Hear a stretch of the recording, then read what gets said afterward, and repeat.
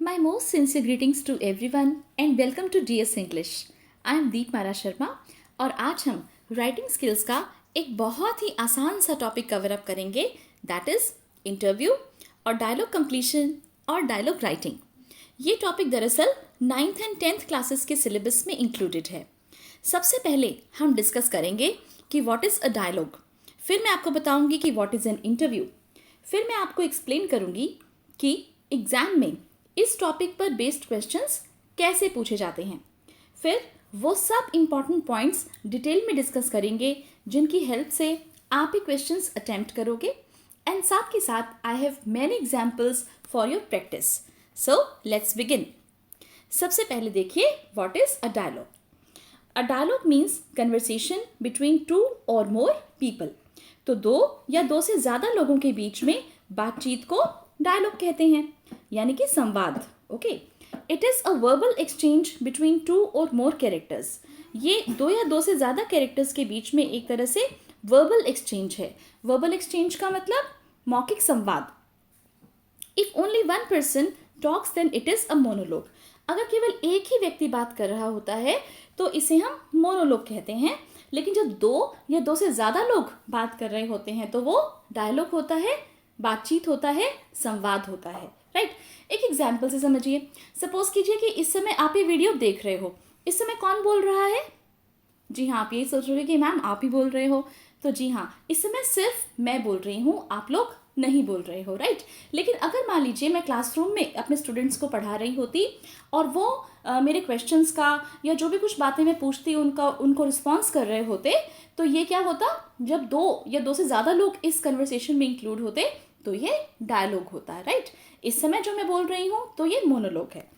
Dialogues are an effective tool of communication. बातचीत करने का एक बहुत ही प्रभावी टूल है, बहुत ही प्रभावी हथियार हैं. They are a very important form of composition. Composition में भी ये बहुत इंपॉर्टेंस रखते हैं.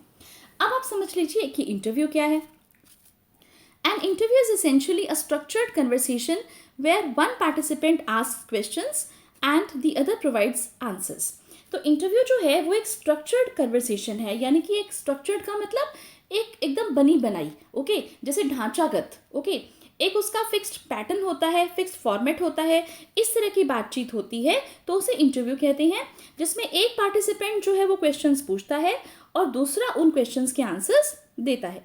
In common situation, the word interview refers to a one-on-one conversation between an interviewer and an interviewee. अब ये तो आपको पता ही है कि इंटरव्यू के अंदर दो जने होते हैं. एक तो होता है इंटरव्यूअर और दूसरा होता है इंटरव्यूई, और उन दोनों के बीच में वन ऑन वन कन्वर्सेशन होती है. मीन्स एक जना बोलता है, फिर दूसरा जना रिस्पॉन्ड करता है. एक जना कुछ पूछता है, दूसरा जना कुछ रिस्पॉन्ड. तो देखिए कौन बोलता है, कौन पूछता है. पहले देखिए, the interviewer asks question to which the interviewer responds, usually providing information. तो इंटरव्यूअर जो है वो क्वेश्चंस पुट अप करता है और उनके आंसर्स कौन देता है? इंटरव्यूई उनके आंसर्स देता है अकॉर्डिंगली. जो क्वेश्चन है उसके अकॉर्डिंग इंटरव्यूई जो है वो आंसर देता है. इंटरव्यूअर पूछने वाला और इंटरव्यूई आंसर्स देने वाला. तो इस तरह से इंटरव्यू होता है. इंटरव्यू आपके सिलेबस में क्यों लिया गया? क्योंकि देखा जाए तो दो जने यहाँ पर भी बात कर रहे हैं, आप समझिए इस चीज़ को, और उन दोनों के बीच में भी जो कुछ बोला जा रहा है वो भी अ सॉर्ट ऑफ डायलॉग्स ही है. ओके, इसलिए यहाँ पर इंटरव्यू को भी इंक्लूड कर लिया और इससे रिलेटेड एग्जाम्पल्स भी मैंने फर्दर आपको प्रोवाइड किया है. अब आप देखिए पेपर में क्वेश्चन कैसे आता है. As a part of writing skills, students will be expected to fill in the blanks and complete the dialogue और राइट डायलॉग्स. तो राइटिंग स्किल्स के पार्ट के रूप में क्वेश्चन पूछा जाता है. राइटिंग स्किल्स के सेक्शन में ये क्वेश्चन आपका आता है और इसमें आपको क्या करना होता है कि आपको फिल इन द ब्लैंक्स करने होते हैं और डायलॉग को कंप्लीट करना होता है. मीन्स आपको जैसे दो जनों के बीच में जो कन्वर्सेशन है वो प्रोवाइड की हुई होगी, लेकिन वो जो सेंटेंसेस हैं वो अधूरे होंगे. आपको उन सेंटेंसेस को कंप्लीट करना है, या फिर आपको डायलॉग लिखने आ जाते हैं कई बार एग्जाम में. जैसे एक सिचुएशन आपको दे देंगे और आपको बता देंगे कि जो डायलॉग है वो दो जैसे पर्सन्स के बीच में है, वो दो पर्सन्स कौन कौन से हैं, एक सिचुएशन उनके बीच में क्रिएट करके दे दी जाएगी और तब आपको डायलॉग्स लिखने के लिए बोल दिया जाएगा. तो ये जो सिचुएशंस हैं किस तरह की हो सकती हैं? सिचुएशंस बेसिकली तीन तरह की हो सकती हैं, जैसे फॉर्मल, इनफॉर्मल और सेमी फॉर्मल। फॉर्मल सिचुएशन के अंदर आप ये सपोज करोगे कि जैसे एक इंसान जो है वो अपने हायर अथॉरिटी से बात कर रहा है। सपोज कीजिए कि एक प्रिंसिपल और स्टूडेंट के बीच में कोई बातचीत है, डायलॉग्स लिखे जा रहे हैं, एक सिचुएशन दे दी है, या फिर एक टीचर और स्टूडेंट के बीच में बातचीत की जा रही है। फिर इनफॉर्मल में हम जैसे अपने फ्रेंड से बातें करते हैं, अपने भाई बहनों से बातें करते हैं, राइट। और सेमी फॉर्मल में दोनों ही चीज़ें होती हैं, मीन्स थोड़ा सा वो फॉर्मल भी होगा और साथ में इनफॉर्मल भी होगा। सपोज कीजिए पेरेंट्स और चिल्ड्रन जब बात करते हैं आपस में, तो वो एक सेमी फॉर्मल सॉर्ट ऑफ जैसे डायलॉग होता है, क्योंकि जो बच्चे हैं वो अपने पेरेंट्स को रिगार्ड देंगे तो वो थोड़ा सा फॉर्मल हो जाएगा, लेकिन पेरेंट्स जो है वो बड़े लविंगली बोलेंगे और दोनों के बीच में जो भी लिमिट्स हैं इस चीज़ की वो बनी रहेंगी, तो इसलिए वो सेमी फॉर्मल कम्युनिकेशन में आ जाता है। तो आप देख लेते हैं ऐसे कौन कौन से पॉइंट्स हैं जिन्हें आपको ध्यान रखना है जब आप डायलॉग लिखोगे। तो कौन कौन से पॉइंट्स हैं देखिए। सबसे पहली चीज़, the students need to read the preceding and the following dialogues. Students को प्रिसीडिंग और फॉलोइंग डायलॉग्स को रीड करना है। सपोज कीजिए आप डायलॉग कंप्लीशन वाला क्वेश्चन अटेम्प्ट कर रहे हो, क्योंकि मोस्ट ऑफ द टाइम जो मैंने एग्जाम्स में देखा है डायलॉग कंप्लीशन पर बेस्ड क्वेश्चंस ही आते हैं, ओके। यानी कि फिल इन द ब्लैंक्स के हिसाब से आपको डायलॉग अधूरे मिलेंगे, आपको उनको सिचुएशन के अकॉर्डिंग पूरा करना है। तो कैसे पूरा करोगे। सपोज करो आपको 2 जनों के डायलॉग्स दे रखे हैं, राइट। तो आपको दोनों ही डायलॉग्स को पढ़ना है, जो अधूरा है उसे पढ़िए, फिर उसके बाद अगर नेक्स्ट जो डायलॉग है वो कंप्लीट है, फॉलोइंग का मतलब बाद वाला, प्रीसीडिंग का मतलब पहले वाला, यानी कि दोनों ही डायलॉग्स को पढ़ के आपको आइडिया लग जाएगा कि ये जो बातचीत है इसके अंदर क्या पूछा जा रहा है, और आप अकॉर्डिंगली सेंस बनाते हुए अपना आंसर लिख दोगे। They must understand the topic being discussed. उनको ये पता होना चाहिए कि किस बारे में ये डिस्कशन हो रही है, मीन्स जो बातचीत हो रही है 2 जनों के बीच में जो हमें प्रोवाइड कर रखी है वो किस बारे में है, किस टॉपिक पर बातचीत हो रही है। Tense of the dialogue should be used according to the situation. अब ये बहुत इंपॉर्टेंट पॉइंट है बेटा, टेंस जो है डायलॉग का वो सिचुएशन के अकॉर्डिंगली आपने यूज़ करना है। कहने का क्या मतलब है कि आपको टेंस की पूरी नॉलेज होनी चाहिए, आपको पता होना चाहिए टेंस के बारे में। तो मैं ऐसा करूँगी कि इस वीडियो के डिस्क्रिप्शन बॉक्स में टेंस वाली वीडियो ज़रूर मेंशन कर दूँगी, आप वहाँ से भी देख सकते हो, आपको एकदम से सब कुछ क्लियर हो जाएगा टेंस के बारे में आप जब वो वीडियो देखोगे। तो टेंस जो है डायलॉग के वो क्लियर होने चाहिए, मीन्स जिस टेंस में आपका जो डायलॉग है वो चल रहा है उसी टेंस के हिसाब से नेक्स्ट जो डायलॉग है आपका वो कंप्लीट होगा, ओके। तो टेंस आपने एक ही रखना होता है, सिचुएशन के अकॉर्डिंग जो चल रहा है उसी टेंस को आपने फॉलो करना होता है। It should appear to be natural, और ये नेचुरल लगना चाहिए, ये ऐसा नहीं हो कि भी आर्टिफिशियल या बहुत ज़्यादा बढ़ा चढ़ा के कोई चीज़ आपने बोलनी है, ओके। स्ट्रक्चर्ड ना हो, बिल्कुल नेचुरली जैसा एक फ्लो चल रहा है आपके सीक्वेंस का वैसे ही आपने इसको आगे मेंटेन करना है, एक नेचुरल फ्लो होना चाहिए आपके डायलॉग्स में। फिर देखिए, the words should be to the point so that they convey the idea clearly. बहुत ही टू द पॉइंट प्रिसाइजली आपने अपनी बात को कहना है, ज़्यादा इसमें लंबे चौड़े सेंटेंसेस नहीं लिखने होते, जस्ट छोटे छोटे फिलअप्स आते हैं, बहुत ईजी होते हैं अटेम्प्ट करने। तो एग्जाम्पल्स मैं आपको और अच्छे से क्लियर कर दूंगी। इससे पहले आप एक सैम्पल डायलॉग देखिए, यहाँ पर मैंने आपके लिए बहुत सारे एग्जाम्पल्स प्रेजेंट किए हैं, आपको ये कॉन्सेप्ट बहुत ही अच्छे से क्लियर हो जाएगा, आप देखिएगा, और बहुत ईजी टॉपिक है।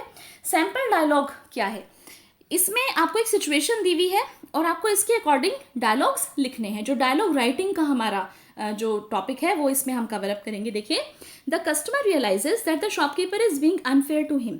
कस्टमर को ऐसा लग रहा है कि शॉपकीपर उसके साथ कुछ ठीक नहीं कर रहा।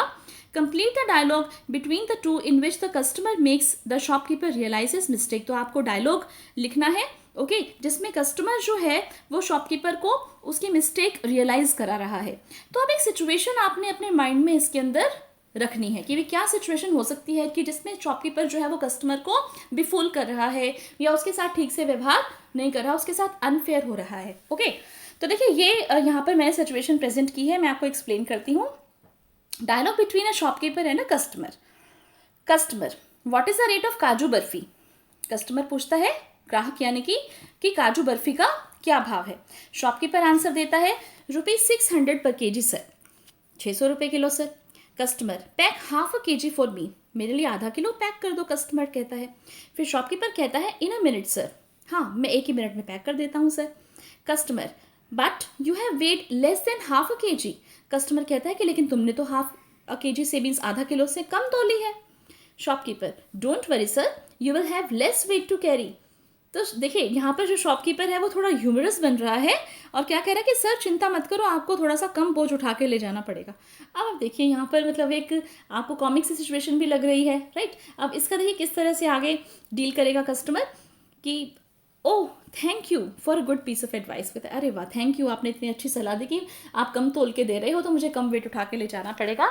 Shopkeeper well I am here to do good to my customer sir.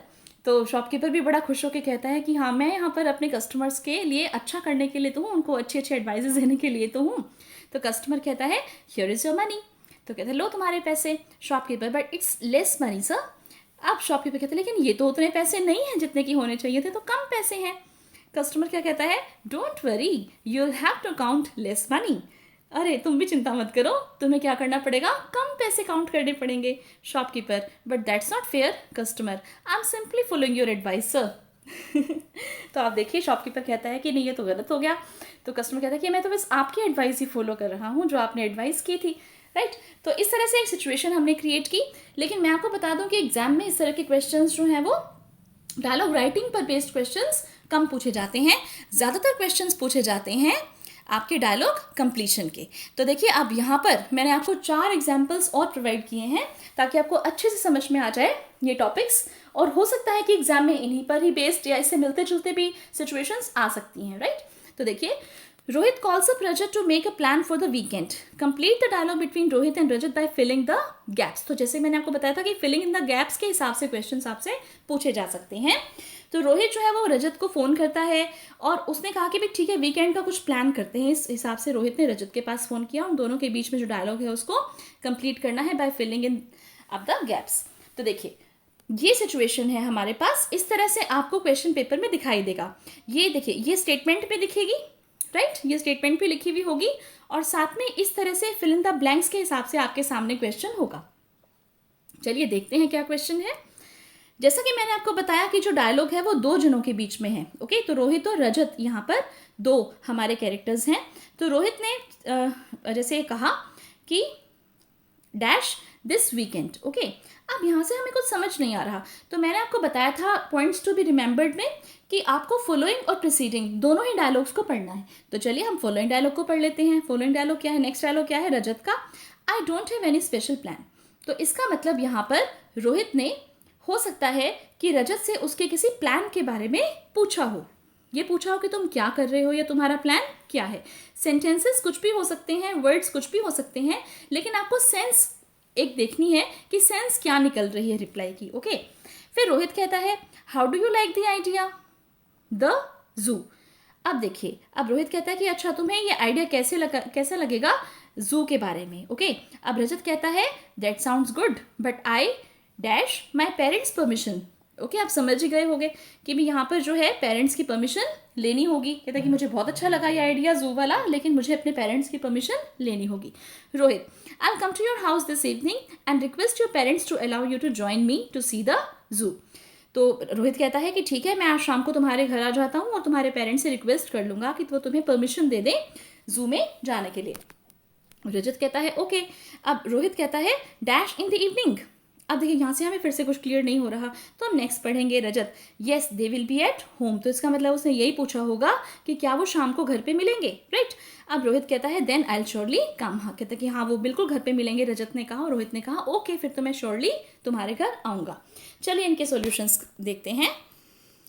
Rohit dash this weekend I don't have any special plan Rajat says. तो रोहित ने जब पूछा कि what are you doing this weekend, okay मैंने आपको बताया था कि तुम इस वीकेंड पे क्या कर रहे हो, तो रजत ने क्या रिप्लाई दे दिया I don't have any special plan. तो यहाँ पे हमारा आंसर आ जाएगा what are you doing, what are you doing, okay. फिर देखिए Rohit how do you like the idea of going to the zoo. अब यहाँ तक हमें दिया हुआ था how do you like the idea और द जू का, हमने यहाँ पर मेंशन कर दिया ऑफ गोइंग टू, ओके। फिर Rajat that sounds good but I need to take my parents permission, need to take आ जाएगा, ओके कि मुझे अपने पेरेंट्स की परमिशन लेनी पड़ेगी। रोहित ये सेंटेंस हमारा कंप्लीट था I will come to your house this evening and request your parents to allow you to join me to see the zoo. Rajat कहता है ओके। रोहित अच्छा अब रोहित ने क्या पूछा था कि क्या वो शाम को घर पे मिलेंगे, तो देखिए will they be at home in the evening, okay. तो रजत कहता है yes they will be at home. Rohit then I will surely come. तो इस तरह से आप देखिए ये 4 जो हमारे इनकम्प्लीट डायलॉग्स थे हमने इनको पूरा कर दिया। आप आंसर्स को यहाँ से भी मेंशन कर सकते हो। और देखिए बेटा, ये एक तरीका हो सकता है पेपर में इसको लिखने का, क्योंकि देखिए थोड़े से लंबे होते हैं ये क्वेश्चंस, है ना। अब आप मान लो सपोज करो पेपर में अटेम्प्ट कर रहे हो डायलॉग कंप्लीशन वाला क्वेश्चन, तो आप इस बात का विशेष ध्यान रखना कि जब भी आपने इस क्वेश्चन को अटेम्प्ट करना है, या इनफैक्ट मैं तो ये कहूँगी कि ग्रामर पर बेस्ड क्वेश्चन को भी जब भी आप अटेम्प्ट करोगे, तो चलो राइटिंग स्किल का क्वेश्चन है अपना, तो इसमें कंप्लीट आपको लिखने की ज़रूरत नहीं है। काफ़ी लंबा ये क्वेश्चन होता है, क्योंकि डायलॉग्स हैं दोनों के बीच में, और इस तरह से आप देख सकते हो कि 8 से 10 लाइनें आराम से हो जाते हैं, तो इतना लंबा लिखने की ज़रूरत नहीं है। आप जस्ट मेंशन कर दीजिए कि आप कौन सा क्वेश्चन अटेम्प्ट कर रहे हो, ये तो फर्स्ट 2 वर्ड्स, फिर डैश डैश डैश करके लास्ट के 2 वर्ड्स लिख दीजिए, और जस्ट आप अगर इस तरह से भी आंसर लिखोगे तो भी आपको फुल मार्क्स मिलेंगे। 1 2 3 4 करके आपने अपने जो भी कोरिस्पॉन्डिंग आंसर्स हैं उनको लिख दिया, और इस तरह से आपका ये क्वेश्चन अटेम्प्ट करना है आपने। राइट, आई थिंक आपको क्लियर हुआ है ये। क्वेश्चन नंबर 2 पढ़ के देख लीजिए। Sarita is being interviewed for the job of a teacher in a school, complete the dialogue by filling in up the gaps. अब देखिए, सरिता जो है वो एक इंटरव्यू फेस कर रही है टीचर की जॉब के लिए एक स्कूल में। ओके, तो जैसा कि मैंने आपको बताया था, इंटरव्यू पर बेस्ड क्वेश्चंस भी डायलॉग कंप्लीशन का ही पार्ट होते हैं। तो ये एक इंटरव्यू का जैसे स्ट्रक्चर है, राइट। और इसके अंदर भी 2 जने हैं, इंटरव्यूअर और सरिता। सरिता जो है यहाँ पर वो इंटरव्यूई है जिसका साक्षात्कार लिया जा रहा है। इंटरव्यूअर जो है वो क्वेश्चन पूछने वाला है, राइट। तो देखिए, इंटरव्यूअर ने कहा, why do you think you dash question mark. Sarita, जैसे मैंने आपको बताया था इसमें क्वेश्चन आंसर्स चलेंगे, राइट। तो इंटरव्यूअर ने पूछ लिया क्वेश्चन कि why do you think you dash. तो सरिता का आंसर पढ़ के पता चलेगा कि इंटरव्यूअर ने क्या पूछा होगा। Ma'am, I am qualified for the job and I have a passion for children and teaching, all this traits make me suitable for the job. अब ये हमें आंसर मिल गया। इसका मतलब सपोज कि हम ये कर सकते हैं इजीली कि सिचुएशन ये है, सेंस ये निकल रही है कि जो इंटरव्यूअर है उसने ये पूछा होगा कि सरिता, आप अपने आप को जॉब के लिए सुटेबल कैसे मानती हो, राइट। फिर देखिए, इंटरव्यूअर पूछता है, can dash any foreign language. Sarita, yes I can speak and write German. तो इंटरव्यूअर ने पूछा कि क्या कोई फॉरेन लैंग्वेज मीन्स बोल सकती हूँ या लिख सकती हो, राइट। तो जैसा कि मैंने आपको बताया था, थोड़ा सा आपका चेंज हो सकता है जो कंटेंट है, लेकिन बस सेंस निकलनी चाहिए और ग्रामेटिकली और स्पेलिंग वाइज वो ठीक होना चाहिए, तो आपको इसमें फुल मार्क्स मिलेंगे। तो ऑब्वियस है कि भी जो इंटरव्यूअर उसने यही पूछा है कि क्या कोई फॉरेन लैंग्वेज आप बोल सकते हो या लिख सकते हो। सरिता ने आंसर दे दिया, yes I can speak and write German. जी हाँ, मैं जर्मन पढ़ मतलब बोल और लिख सकती हूँ। Interviewer, what dash in graduation.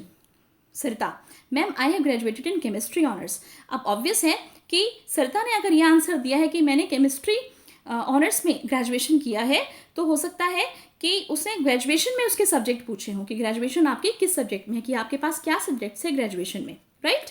फिर देखिए, interviewer, do you dash experience. Sarita, yes I have teaching experience of 5 years in a public school. तो ऑब्वियस है कि यहाँ पे इंटरव्यूअर ने पूछा है कि क्या तुम्हें कोई टीचिंग एक्सपीरियंस है।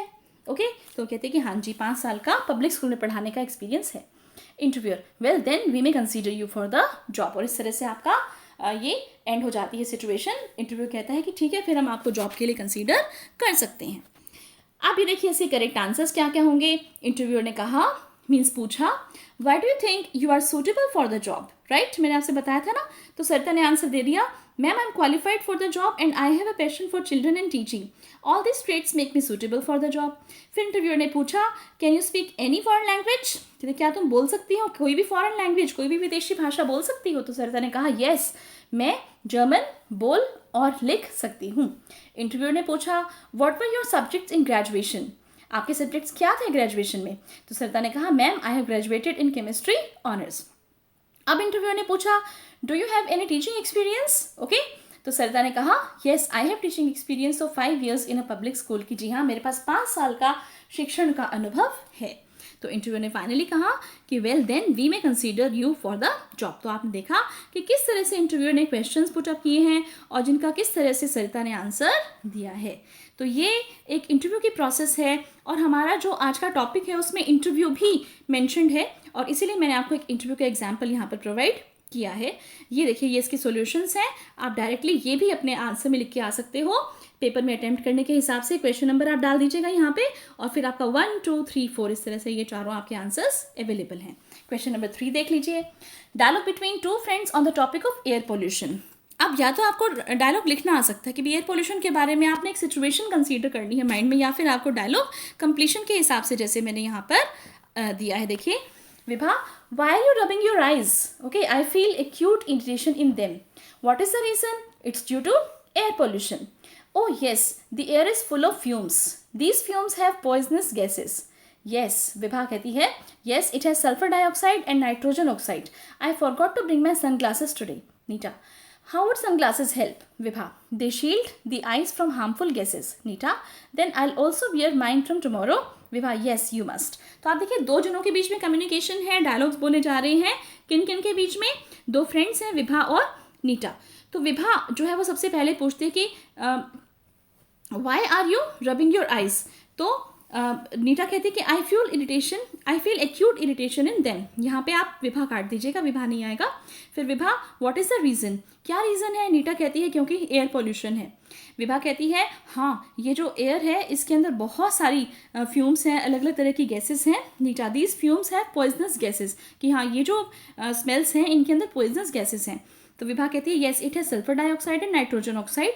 और इसमें सल्फर डाइऑक्साइड ये गैस है पॉइजनस गैस, और एक नाइट्रोजन ऑक्साइड ये पॉइजनस गैस है. और मैं अपने सनग्लासेस लाना भूल गई आज. तो नीता ने कहा हाउ वुड सनग्लासेस हेल्प, किस तरह से सनग्लासेस तुम्हारी मदद करेंगे. तो विभा ने कहा they shield the eyes from harmful gases, क्योंकि वो मेरी आंखों को हार्मफुल गैसेस से बचा लेंगे. डायरेक्टली जो आंखों में हार्मफुल गैसेस हैं वो नहीं जाएंगी. Nita, then I also wear mind from tomorrow. कहते हैं हाँ फिर तो मैं भी मेरे कल से पहनूंगी sunglasses. Vibha, yes you must, ये तुम्हें ज़रूर पहनने चाहिए. और देखिए ये के आंसर्स मैंने आपको प्रोवाइड किए हैं. अगर ये डायलॉग कंप्लीशन के हिसाब से आ जाए तो आपको ये फिल इन द ब्लैंक्स पढ़ने हैं, और अगर सिचुएशन आपने प्रोड्यूस करनी है तो आपको ये डायरेक्टली बिना 1 2 3 4 के मेंशन कर देने हैं. Now let's come to question 4.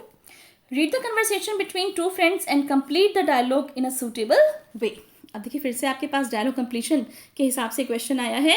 मैंने आपको हर तरह के एग्जाम्पल्स प्रोवाइड किए हैं, राइटिंग डायलॉग के हिसाब से भी और डायलॉग कंप्लीशन के हिसाब से भी. क्वेश्चंस तो आप ये देखिए किसी भी फॉर्मेट में आ सकता है, लेकिन जो तरीका है या जो पॉइंट्स हैं याद रखने के वो यही रहेंगे आपको, कि अगर राइटिंग डायलॉग के हिसाब से आ जाता है तो आपको खुद को कंसीडर करना पड़ता है कि आप वो कैरेक्टर हो, आपको उस सिचुएशन में खुद एज्यूम होना पड़ता है. और अगर कंप्लीशन के हिसाब से है तो आप केवल डायलॉग्स को पढ़ के भी उन सेंटेंसेस को पूरा कर सकते हो. और ये भी मैंने आपको बताया कि डायलॉग कंप्लीशन के हिसाब से क्वेश्चंस पेपर में बार बार पूछे जाते हैं. तो Shruti, did you visit the book fair in Pragati Maidan. Arushi, no, did you. Shruti, yes dash. Arushi, did you buy any books. Shruti, yes dash. Arushi, well what sort of science fiction books did you buy. तो Shruti, stories about space and unidentified flying objects. Arushi, were dash. Shruti, yes, books of all the subjects were available there. Arushi, do you have any idea? Dash. Shruti, I guess it will go on till 30th of this month. Arushi, then I'll definitely go there and buy some good books. तो आप देखिए दो friends श्रुति और आरुषि के बीच में conversation है, dialogues हैं. श्रुति ने सबसे पहले पूछा did you visit the book fair in Pragati Maidan. तो आरुषि ने कहा नो. Did you. तो श्रुति ने पूछा कि क्या तुमने प्रगति मैदान में बुक फेयर गई हो, तुम देखा है तुमने वो. तो आरुषि ने कहा नहीं. क्या तुम गई हो. तो श्रुति ने कहा यस. अब देखिए यहाँ पर ब्लैंक छोड़ दिया. ओके, अब जो है ऑब्वियस है कि इसका है कि yes I have visited, right, इस तरह से कुछ आएगा. फिर आरुषि ने पूछा नेक्स्ट क्वेश्चन कि did you buy any books. तो श्रुति ने बताया कि हाँ मैंने कुछ बुक्स खरीदी हैं. तो अब देखिए अगले सेंटेंस से और क्लियर हो रहा है कि किस तरह की बुक्स खरीदी हैं. आरुषि कहती है जब कि well what sort of science fiction books did you buy, कि किस तरह की साइंस फिक्शन की बुक्स तुमने खरीदी. तो वो ऑब्वियस है, श्रुति ने बताया कि साइंस फिक्शन की बुक्स मैंने वहाँ से खरीदी हैं. इस तरह से आपने आइडिया लेना है, right. Shruti, stories about space and unidentified flying objects. तो इस तरह की साइंस फिक्शन की बुक श्रुति ने ली है जो कि स्पेस के बारे में है, अनआइडेंटिफाइड फ्लाइंग ऑब्जेक्ट्स के बारे में है. अब आरुषि ने पूछा वर. ओके, अब आगे ब्लैंक छोड़ दिया, नई आइडिया लग रहा है आपको. तो आप फॉलोइंग डायलॉग पढ़ लीजिए. Yes, books of all the subjects were available there. Shruti ने कहा कि हाँ सभी सब्जेक्ट्स. कहते क्या अच्छा बाकी सब सब्जेक्ट्स की भी बुक्स वहाँ पे अवेलेबल थी. कहते हाँ जी सब सब्जेक्ट्स की बुक्स वहाँ पे अवेलेबल थी, श्रुति ने कहा. फिर आरुषि ने पूछा do you have any idea. क्या, किस चीज़ का आइडिया, कोई समझ नहीं आ रहा हमें. तो हम नेक्स्ट डायलॉग पढ़ लेंगे. I guess it will go on till 30th of this month. तो हो सकता है आरुषि ने पूछा होगा कि ये जो बुक फेयर है ये कब तक चलेगा, मीन्स उसकी लास्ट डेट क्या है? तो उसने बताया कि हाँ जी 30th ऑफ दिस मंथ जो है इसकी लास्ट डेट है, श्रुति ने कहा। तो आरुषि ने फाइनली समअप किया कि then I definitely go there and buy some good books. और ये देखिए इसके सॉल्यूशंस हैं। Shruti, did you visit the book fair in Pragati Maidan? Arushi, no. Did you? Shruti, yes I did. Arushi, did you buy any books? Shruti, yes, I bought books of science fiction. Arushi, well, what sort of science fiction books did you buy? Shruti, stories about space and unidentified flying objects. Arushi, were there books of all the subjects? Shruti, yes, books of all the subjects were available there. Arushi, do you have any idea what is the last date of the fair? Shruti, I guess it will go on till 30th of this month. Arushi, then I'll definitely go there and buy some good books. तो आप देखिए, no did you, yes I did, okay, कि हाँ जी मैं गई हूँ। क्या तुमने वहाँ पे कुछ बुक खरीदी? हाँ जी मैंने साइंस फिक्शन की बुक्स खरीदी। क्या वहाँ पे दूसरे सब्जेक्ट्स की बुक्स थी? Okay, were their books of all the subjects, और उसकी लास्ट डेट क्या है? तो इस तरह से आप देखोगे जब आप सारा का सारा डायलॉग जो है पूरा का पूरा कंप्लीट जो क्वेश्चन में मेंशन है वो पूरा पढ़ लोगे तो आपको एक आइडिया लग जाएगा कि भाई किस बारे में बात चल रही है। ओके, उससे आप ये जजमेंट भी ले सकते हो कि आपका जो आंसर है वो फॉर्मल बनेगा, इनफॉर्मल बनेगा या सेमी फॉर्मल के हिसाब से बनेगा, राइट। तो ये पूरा पढ़ने का ये फायदा होता है कि आपको ये क्लियर हो जाता है कि जो आपका डायलॉग है वो किस तरह से बनेगा। फिर उसके बाद आप अकॉर्डिंगली, आप फ्रेंड्स की बातचीत है तो ऑब्वियस है कि वो इनफॉर्मल होगी और आपने इस तरह से आंसर्स यहाँ पर मेंशन कर दिए। तो देखिए एक बार फिर से मैं आपके लिए थोड़ा सा बता दूं कि मैंने इस वीडियो में क्या क्या चीज़ें इंक्लूड की थी। सबसे पहले मैंने आपको बताया था कि डायलॉग और इंटरव्यू क्या है, ओके, क्योंकि पेपर में जो क्वेश्चंस हैं वो डायलॉग और इंटरव्यू के हिसाब से आते हैं। डायलॉग कंप्लीशन के हिसाब से भी आ सकते हैं। इंटरव्यू में जो डायलॉग्स बोले जाते हैं, मीन्स क्वेश्चंस पूछे जाते हैं, उनसे रिलेटेड भी आते हैं। या फिर आपको एक ऐसी सिचुएशन दे दी होती है जिसके अंदर आपको अपने आप को एज्यूम करना होता है, कैरेक्टर्स को सपोज करना होता है, और उस सिचुएशन के हिसाब से आपने डायलॉग्स को खुद ही बना कर राइट करना होता है, लिखना होता है। मैंने आपको बताया कि साथ के साथ ऐसे कौन से पॉइंट्स हैं जो आपने ध्यान में रखने हैं डायलॉग्स को कंप्लीट करते समय, और वो पॉइंट्स हैं कि आपको एक बार कंप्लीट डायलॉग्स जो है वो उनको पढ़ना है, और फिर उसके बाद आपको ये देखना है कि वो जो डायलॉग्स हैं जो दो जनों के बीच में बोले गए हैं वो किस बारे में है। ओके, उससे आपको ये आइडिया लग जाएगा कि वो फॉर्मल या इनफॉर्मल किस तरह के हैं या सेमी फॉर्मल है। फिर उस टॉपिक से रिलेटेड आप उसी के हिसाब से पहले वाले डायलॉग को पढ़िए, दूसरे वाले डायलॉग को पढ़िए, जो डायलॉग कंप्लीट है, ओके, दोनों में से जो भी, मान लीजिए लगातार जो दो डायलॉग्स बोले जा रहे हैं उनमें से जो डायलॉग कंप्लीट है उससे आपको ये आइडिया लग जाएगा कि जो हमारा इनकम्प्लीट डायलॉग है उसके अंदर क्या पूछा हुआ है। टेंस का आप ध्यान रखेंगे, जिस टेंस में जो बात चल रही है आपको उसी हिसाब से उसको बताना है। क्वेश्चन है तो उसका आंसर देना है, बात है तो उसको कंटिन्यू करना है, राइट। तो इस हिसाब से आई थिंक ये टॉपिक आपको बहुत अच्छे से क्लियर हुआ होगा। Thank you so much for watching. Thank you.